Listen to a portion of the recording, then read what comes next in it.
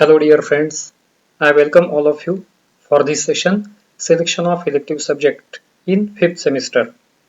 Friends, previous video lecture में मैंने आपको ये बताया कि 5th सेमेस्टर में कंपलसरी सब्जेक्ट्स कौन कौन से हैं और उसके बारे में ब्रीफ इंट्रोडक्शन मैंने आप लोगों को दे दिया। अब इस सेशन में हम लोग समझ लेंगे कि इलेक्टिव सब्जेक्ट आपके लिए कौन कौन से रखे हैं और उसमें से करेक्ट या आपके फेवरेट इलेक्टिव सब्जेक्ट कैसा सिलेक्ट करना है। फ्रेंड्स, ये बात समझना बहुत ज़रूरी है कि इलेक्टिव सब्जेक्ट सिलेक्ट करते समय आप लोगों को बहुत केयरफुली वो सिलेक्ट करना है, क्योंकि ज़रा सी भी गलती अगर आपने की तो आपके स्कोरिंग के ऊपर इफेक्ट होने वाला है और वो स्कोरिंग अगर कम हो गया तो आपको जो इंजीनियरिंग कॉलेज में एडमिशन लेनी है उसमें गड़बड़ हो सकती है। तो इसलिए ये वीडियो क्लिप को बहुत ही ध्यान से समझिए और उसके हिसाब से अपना इलेक्टिव सब्जेक्ट सिलेक्ट कीजिए। तो आइए ये वीडियो क्लिप में हम लोग जान लेते हैं how to select elective subject for 5th semester. Friends, ये सेमेस्टर में आप लोगों को इलेक्टिव सब्जेक्ट के दो अल्टरनेटिव्स दिए गए हैं। वो दो अल्टरनेटिव इस प्रकार के हैं। पहला सब्जेक्ट है पावर प्लांट इंजीनियरिंग और दूसरा जो सब्जेक्ट है वो है टूल इंजीनियरिंग। ये दोनों सब्जेक्ट के बारे में हम लोग थोड़ा ब्रीफ जान लेते हैं ताकि आपका सिलेक्शन अच्छे ढंग से हो पाएगा।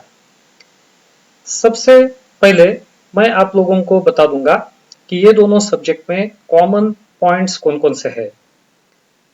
ये दोनों सब्जेक्ट 100 मार्क्स के लिए है। Out of this 100 marks 70 marks का आपका फाइनल पेपर होने वाला है और 30 मार्क्स आपके इंटरनल एग्जाम के लिए रखे गए हैं। दूसरी बात, दोनों सब्जेक्ट में टोटल 6 यूनिट्स है। तो ये दोनों कॉमन पॉइंट के बाद तीसरा जो कॉमन पॉइंट है वो पॉइंट ये है कि दोनों भी सब्जेक्ट 100% थ्योरेटिकल है। किसी भी सब्जेक्ट में 1 मार्क का भी न्यूमेरिकल इंक्लूड नहीं किया गया है। यानी जो बच्चों को थ्योरी सब्जेक्ट्स अच्छे लगते हैं, न्यूमेरिकल जिनको टीडीएस लगते हैं, उनके लिए ये बहुत अच्छी बात है। तो दोनों सब्जेक्ट के कॉमन पॉइंट्स मैंने आपको बता दिए। तो आइए अब जानते हैं कि ये सब्जेक्ट में डिटेल क्या क्या दिया है।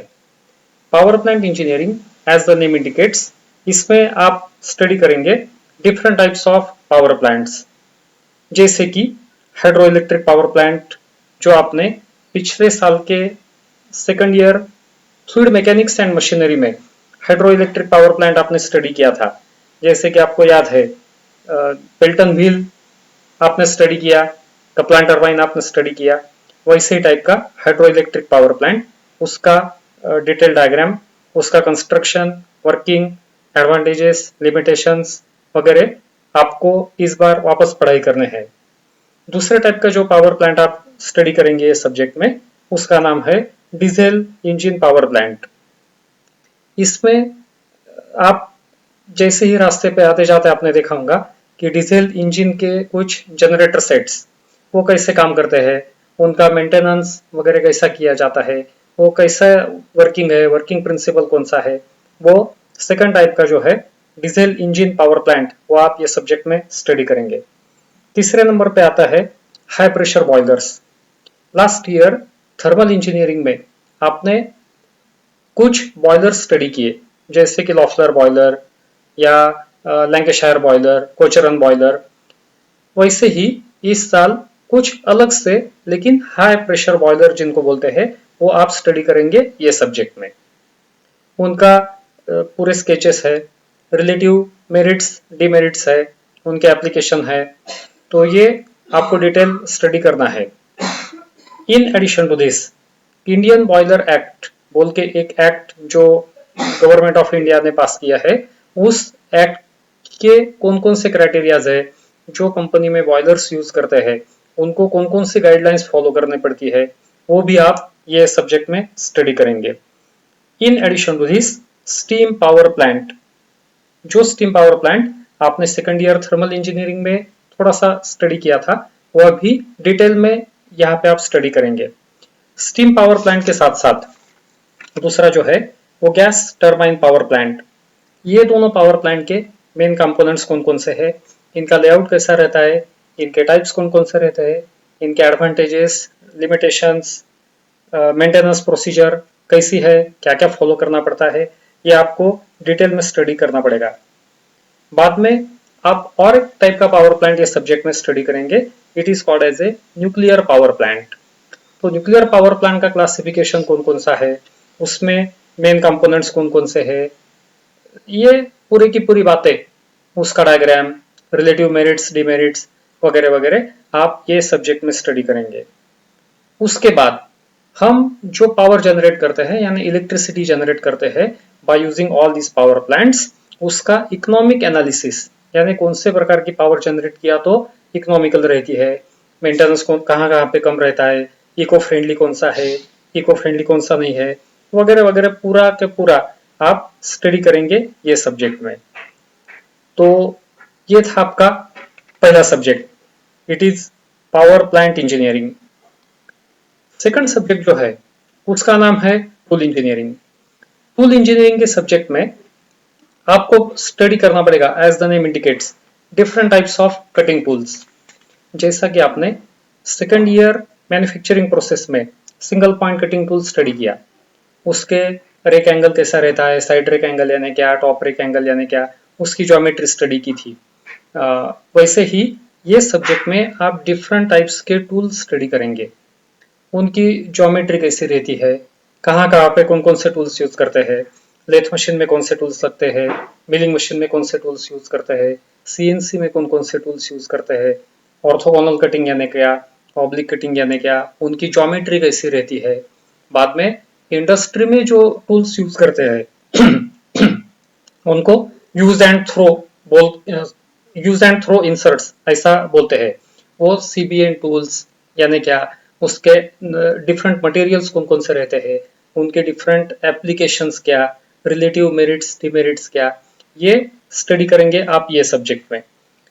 दूसरे नंबर पे जो आता है उसका properties and applications of different types of tool holding devices.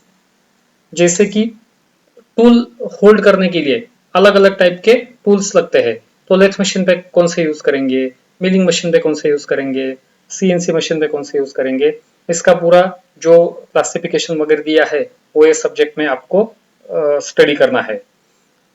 उसके बाद में ये सब्जेक्ट में मेजर पोर्शन जो आता है वो लोकेटिंग एंड क्लैंपिंग डिवाइसेस।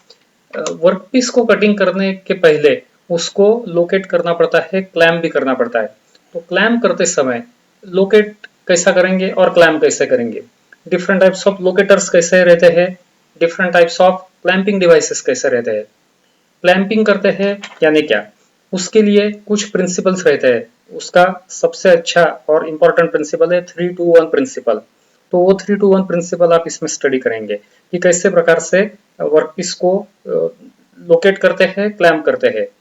बाद में 3-2-1 प्रिंसिपल के साथ साथ different clamping devices, ejecting devices. Ejector यानी क्या, वर्कपीस अगर क्लैम्प कर दिया लेकिन निकालते समय कैसा निकालने का, तो उसके लिए जो इजेक्टर्स रहते हैं उसके डिफरेंट टाइप्स कौन कौन से हैं, उनके figures, relative merits, relative applications, कहाँ कौन कौन से मशीन पे कौन कौन से यूज करते हैं, ये पूरे स्टडी करेंगे आप ये सब्जेक्ट के अंदर। बाद में full proofing, jigs and fixtures. Jigs यानी क्या, फिक्चर्स यानी क्या, दोनों के बीच में डिफरेंस क्या है, जिग्स कहाँ पे यूज करते हैं, फिक्चर्स कहाँ पे यूज करते हैं। फुल प्रूफिंग यानी क्या, वर्कपीस को क्लैम्प तैयार करना है या फिक्चर डिजाइन करना है, तो उस फिक्चर डिजाइन करते समय फुल प्रूफिंग करना पड़ता है, यानी फुल प्रूफिंग यानी क्या, ये पूरा स्टडी करेंगे आप ये सब्जेक्ट के अंदर। उसके बाद प्रेस टूल डिजाइनिंग, वो भी आप ये सब्जेक्ट के अंदर स्टडी करेंगे। आपने शायद एक आधे प्रेस शॉप को वगैरह विजिट की होंगी, तो प्रेस शॉप में डिफरेंट टाइप्स के ऑपरेशंस चलते हैं, शीट मेटल के ऊपर अलग अलग टाइप के ऑपरेशंस चलते हैं।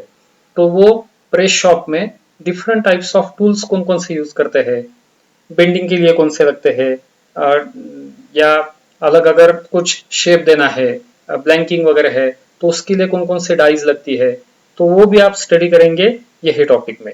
Different types of dies, different types of punches जो प्रेस शॉप में लगता है, वो आपको डिटेल में यहाँ पे स्टडी करना है। इन शॉर्ट ये सब्जेक्ट में इस प्रकार के इससे बहुत सारे टूल जो शॉप फ्लोर में लगते हैं उनकी आपको डिटेल स्टडी करनी है। स्केचेस वगैरह जो है वो स्मॉल स्मॉल स्मॉल स्केचेस है, स्केचेस आपको निकालना है, उसकी ज्योमेट्री स्टडी करना है। मेरा यह सजेशन है आपको कि डिप्लोमा या डिग्री पास आउट करने के बाद अगर आपको शॉप फ्लोर जॉब में बहुत ज़्यादा इंटरेस्ट है, मैन्युफैक्चरिंग फील्ड में बहुत ज़्यादा इंटरेस्ट है, तो आप टूल इंजीनियरिंग का सब्जेक्ट सिलेक्ट कर सकते हैं। लेकिन आपको पावर जनरेशन यानी हाइड्रो इलेक्ट्रिक पावर प्लांट या स्टीम पावर प्लांट या गैस टरबाइन पावर प्लांट, उसमें अगर आपको इंटरेस्ट है तो आप पहला जो सब्जेक्ट था पावर प्लांट इंजीनियरिंग, आप वो सिलेक्ट कर सकते हैं। तो ये दोनों सब्जेक्ट का जो सिलेक्शन मैटर करेगा वो entirely on 3 things. Out of that first one is total your interest. आपको बहुत ज्यादा इंटरेस्ट अगर ये manufacturing, metal cutting, shop floor, different types of machinery, इसमें अगर आपको इंटरेस्ट है तो आप टूल इंजीनियरिंग सिलेक्ट कीजिए। लेकिन आपको hydro electric power plant, steam power plant, turbines वगैरह वगैरह ऐसे पावर जनरेशन, पावर यूटिलाइजेशन वगैरह वगैरह में अगर आपको इंटरेस्ट है तो आप पावर प्लांट इंजीनियरिंग सिलेक्ट कीजिए। स्कोरिंग वो तो दोनों ही इसमें हो ही जाता है। तीसरे नंबर की और एक बात जो है कि टूल इंजीनियरिंग में स्टडी मटेरियल काफी अच्छे हद तक अवेलेबल है, लेकिन पावर प्लांट इंजीनियरिंग में ready to use study material इतना ज्यादा क्वांटिटी में अवेलेबल नहीं है। तो वो भी आप देख सकते हैं, अगर आपके पास कुछ अवेलेबल है तो आप पावर प्लांट इंजीनियरिंग के बारे में सोच सकते हैं। तीसरी और एक बात है कि आपको ये सब्जेक्ट पढ़ाने वाली जो फैकल्टी है कॉलेज में वो कौन है। कुछ फैकल्टीज बहुत रिलायबल रहती कि एक्स बोल के सपोज सर है, हम लोगों को मालूम रहता है कि ये सर बहुत रिलायबल है, बहुत अच्छा पढ़ाने वाले हैं, वो अगर आपको ये सब्जेक्ट पढ़ाने वाले हैं सपोज पावर प्लांट इंजीनियरिंग, तो 100% आप वो सब्जेक्ट ले सकते हैं, क्योंकि वो फैकल्टी की जो रिलायबिलिटी है कि वो बहुत अच्छे ढंग से पढ़ाने वाले हैं और वो सब्जेक्ट आपसे बहुत अच्छे ढंग से करवा के लेने वाले हैं, तो आप वो सब्जेक्ट ले सकते हैं। लेकिन ऑन द कॉन्ट्ररी दूसरा सब्जेक्ट पढ़ाने वाले जो फैकल्टी है वो इतनी रिलायबल नहीं है, सपोज न्यू है, उन्होंने जो पढ़ाया हुआ है वो आपको समझ में नहीं आता, तो आप वो सब्जेक्ट के बारे में ज्यादा मत सोचिए।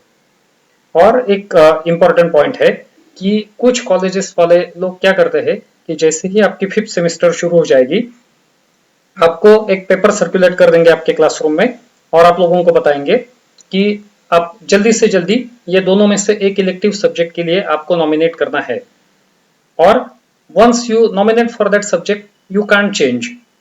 तो जल्दीबाजी में आपको ये नॉमिनेशन भर के लेंगे। तो वो करते समय ये जो वीडियो आज मैंने आपको बताया उसमें जितने भी पॉइंट्स आपको अच्छे लगे होंगे वो पॉइंट्स आप ध्यान में रखिए और उसके हिसाब से वो सब्जेक्ट का सिलेक्शन कीजिए। कुछ कॉलेजेस की बात तो ऐसी है कि वो स्टूडेंट्स को बोल देते कि अपने पास ज्यादा फैकल्टीज नहीं है, ये सब्जेक्ट आप लोगों को कंपलसरी लेना ही है, ऐसा बोल के ये दोनों में से एक सब्जेक्ट का नाम वो कंपलसरी करके स्टूडेंट्स को लेने के लिए बोलते हैं। ये कंडीशन में स्टूडेंट्स हेल्पलेस हो जाते। सपोज वो ज्यादा करके कॉलेजेस बोल देते आपको टूल इंजीनियरिंग कंपलसरी कर दिया है, वही आपको सब लोगों को लेना है, तो आपका इंटरेस्ट भी नहीं होगा तो भी आपको वो लेना पड़ता। या कुछ कॉलेज में ऐसा ही हो सकता है, पावर प्लांट इंजीनियरिंग कंपलसरी कर देते तो सब स्टूडेंट्स को वही लेना पड़ता है। तो इतने सारे जो पॉइंट्स है वो आप ध्यान रखिए और केयरफुल सिलेक्शन कीजिए दोनों में से एक सब्जेक्ट का। टूल इंजीनियरिंग सब्जेक्ट के लिए जो मटेरियल यानी जो ई बुक लगने वाला है वो जल्दी ही अपने क्लास का जो ऐप है प्रीति स्टडी सेंटर उसमें मैं अपलोड करने वाला हूँ। बाकी भी सब्जेक्ट के जो बुक्स है ऑलरेडी मैंने अपलोड कर दिए हैं। बहुत सारे बच्चों ने वो प्रीति स्टडी सेंटर का ऐप डाउनलोड कर दिया है। अगर आपने डाउनलोड नहीं किया है तो आप भी वो कीजिए। ई बुक्स बहुत ही अच्छा स्टडी मटेरियल उसमें है, बहुत इजी लैंग्वेज में वो लिखे है और उसकी कीमत भी बहुत रिजनेबल है, 20 रुपीज ओनली पर बुक। और जिसकी वैलिडिटी करीब करीब आपके पूरे सेमेस्टर तक है। तो आप लोग वो जल्दी से जल्दी डाउनलोड कीजिए। जितने स्टूडेंट्स ने अपना चैनल अभी तक सब्सक्राइब नहीं किया है वो प्लीज अपना चैनल सब्सक्राइब कीजिए। ये वीडियो अगर आपको अच्छा लगा होगा तो इसे लाइक भी जरूर कर दीजिए। आज की वीडियो में बस इतना ही। Thank you very much.